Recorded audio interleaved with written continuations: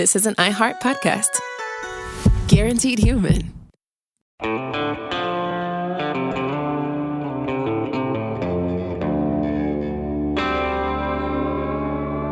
Body Bags with Joseph Scott Morgan.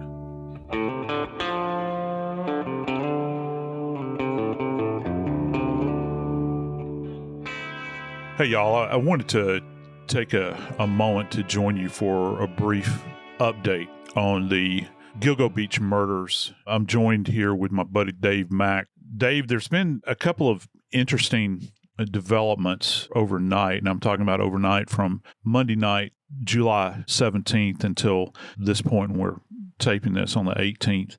Apparently, the police and other agencies have descended upon a couple of storage units that are owned or rented by the suspect in this particular case. What can you tell me about that?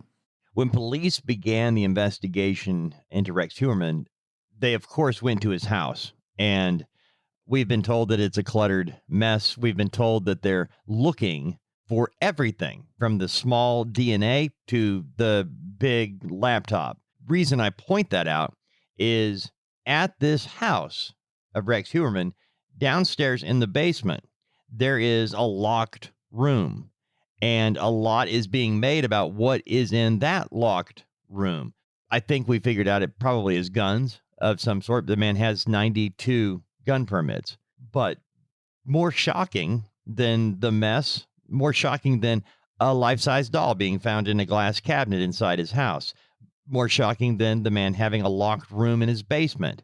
He had at least two, I say at least because there might be more, two different storage facilities. One was in Amityville. I say that because when they opened it, they being authorities went and started searching, there wasn't a lot made out of it, except the guy has a storage unit. They're going to search it. They're looking for trophies. They're looking for anything that connects him, Rex Heuermann, to any of the victims. All of a sudden, the media started going crazy because authorities, were looking at another storage facility. But this time, as they headed to the second storage facility, I say they meaning the media and law enforcement, there was a different take on this particular storage facility. Tarps were hung up to prevent the media from seeing what they were getting. That brought about a lot of discussions of what do they think they're going to find? What are they preparing to find? Well, when the medical examiner showed up, that's when I asked Joe Scott Morgan, what are they looking for, Joe? Does the medical examiner come out and look with the police when they're just looking for evidence? They're in Long Island, New York. They're not in New York City. So it's not like with the chief medical examiner's office in New York City where you might have to wait to get through traffic and all this sort of thing. They're out in the burbs at this point in time. So it's not like you want them on station just to have them there. There has to be something. There has to be some kind of inkling, perhaps, that they're going to find something out there. And most of the time, when police summon folks in my field, the medical legal field, out to a location, a scene, they have found an item. They want to determine if this item is some type of anatomical element. Okay. Do we have a body? Do we have a part of a body? And if we do have a body, how are we going to classify this? What part of the anatomy is this? I guess even a broader question, is this human or is it an animal? Another reason that you would have someone from the medical examiner's office out at a scene is that you have actually found something specific. And if it is a human remain that you have found, it has to be documented in place, or as we say, in situ, and then it is carefully removed after it has been documented, because you want to be able to appreciate it in its pristine state at the scene. So when that information is communicated to the forensic pathologist that will have to do an examination on what you believe to be a human remain, they'll have all of the information from its original setting that adds context to what they're seeing. When you're talking about a storage unit, and let's assume, just for the sake of argument, this thing is not environmentally controlled, okay, where you don't have constant air running of some kind. it's going to impact the condition of the remain, particularly if it's some kind of soft tissue. If you've got a severed limb, for instance, that's there, any element of the body that might be in its non-natural anatomical orientation, but still has soft tissue on it, you begin to try to factor in things like rate of decomposition. And in a case that the DA is making here, where you have an individual that has been charged, not convicted, but charged of these murders that have happened over a long, long protracted period of time, that snapshot of decomposition as it applies to how long has this item been there becomes very critical, because you're looking back in time to take a view of when this could have been deposited here. Had it been somewhere else? Has there been any effort to preserve it? Has there been any indication that, for instance, it had been frozen at one point in time, then thawed out and maybe refrozen? Had it been buried, then retrieved? So there are all these different types of elements that come into play here, particularly if you're talking about a body that might be in parts. So that's going to be critical, and that's why you want to have the ME there to put it in context so that when you get it back to the morgue, you can do as thorough of an examination as you possibly can. It's not normal for a medical examiner / coroner to just show up at a scene and hang out just in case we find something. I'm not saying it doesn't happen. It's just not what you would normally expect. All right, so in this particular case where police searched one of the Omega lockers, storage lockers, and didn't have the ME, they had a second locker unit, and they did want the ME. What could have possibly happened to change the desire to have the ME there? That's hard to say, Dave. It truly is. It could be anything. They might get in there. And I've had, unfortunately, more than my share of storage units in my life for various different reasons. You can have animals that will go in there and they will die and they will begin to decay. And that smell is very pungent. They're working a case involving an accused individual. He's been accused with these horrific crimes. And maybe the cops get a whiff of something and say, oh boy, there's something in here. We've got to prepare for this. Maybe there's something in here to give us an indication that there's human remains here because of this foul odor of decomposition. Maybe they saw a biological element in there of what appears to be blood, perhaps. And it was such a large amount of what appears to be blood. Notice I'm not saying it was blood, because you can't confirm that until you scientifically test it.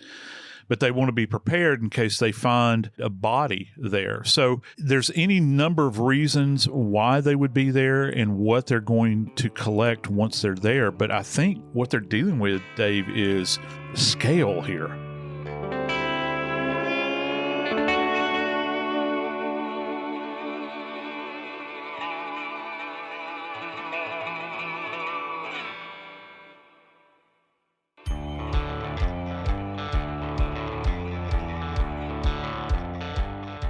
When you talk about scope, all of these years, it's over a decade that these Long Island cases have been occurring in some form or fashion. Now, I think the defendant has only been charged with just a few of these, with 3. He's been charged with 3, and he's suspected in a 4th. But that's it. Yeah, that's it at this point. This is all new. So to get the ME involved at these storage units is significant. For me, at least, it is, because the police have one shot at this. And if you've never worked a house where you've got somebody that is commonly referred to as a hoarder, or I just like to say a pack rat, it's a daunting task anyway, because you're trying to make your way through this maze and trying to decipher. I was having this conversation with my wife. She asked me this question. She says, so how do you decide what's evidence and what's not? You think about that, and that's kind of a very insightful question. When you've got all of these various elements that might be just stacked on top of one another, there's no organization to it, it's just kind of thrown about. And here's another thing that I'd be very curious. If the ME is out there, did they bring canines out there beforehand? Did they allow the dogs to have a sniff? Did they bring cadaver dogs out there? Remember, this whole thing kicked off. Do you remember this, Dave? This whole thing kicked off with the discovery of those first remains out at the beach when the police officer was out there training his dog, and he happened to come across skeletal remains. I'm glad you pointed out that he was training the dog, because what ended up being referred to as the Gilgo Beach dump site, it wasn't at the time that the dog was being trained by his handler. And the first body that was found, now that area was suspicious because of Shannon Gilbert going missing. Shannon Gilbert on May 1st of 2010 went missing. And there was an investigation that started a couple of months later when this police officer was running his dog training. When they found the bones, they assumed, they being law enforcement, as much as law enforcement can assume, they assumed, I think we found Shannon Gilbert. And when it turned out to not be Shannon Gilbert, that's when all of a sudden it became a huge story. And that's where we are today. But Joe, I'm curious as to, you've been around this your whole life, and I know this isn't necessarily a part of what Body Bags does, but has there ever been a serial killer who, in this case, is suspected of killing 3 women right now in a very specific area where he got rid of their bodies in a specific area, but then he stopped? Probably BTK. He was on the upswing to perpetrate again.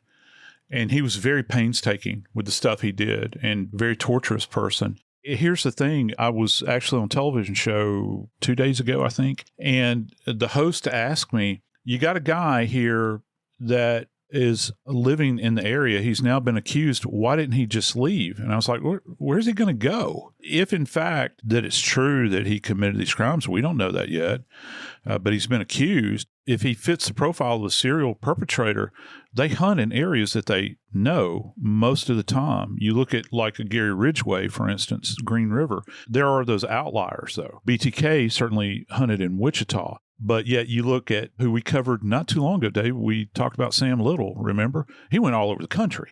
They don't necessarily fit the pattern every single time, but the lion's share of these people are familiar with the area. They feel comfortable. You look at the deposition of these bodies out at the beach, and they're in very close proximity to one another. So it's obviously somebody that is familiar with the area. They view it as being isolated. They view it as a location where they can place these bodies where they're not going to be detected. They're very familiar with it.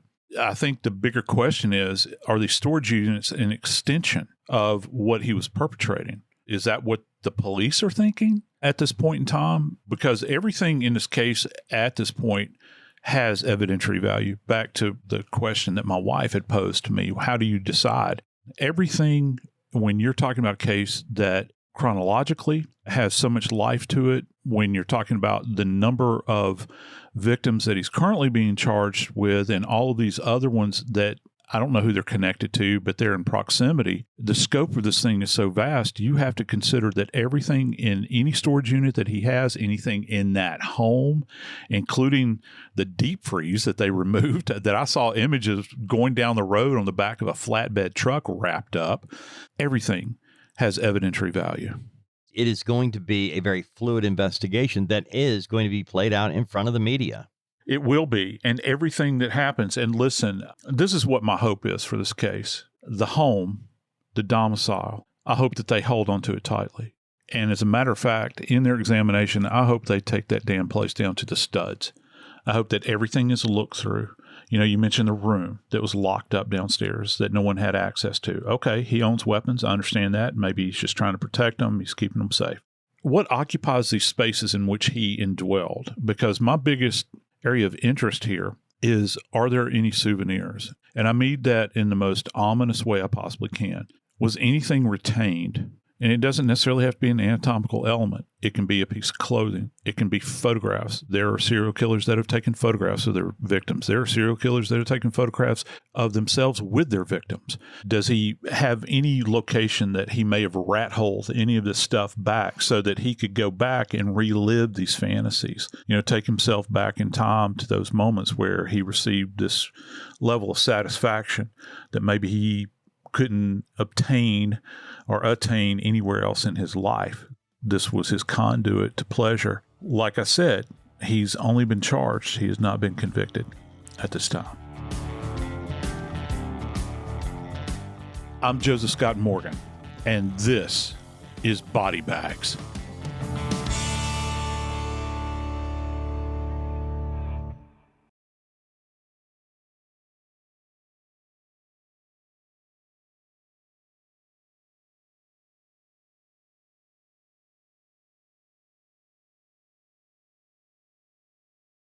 This is an iHeart podcast. Guaranteed human.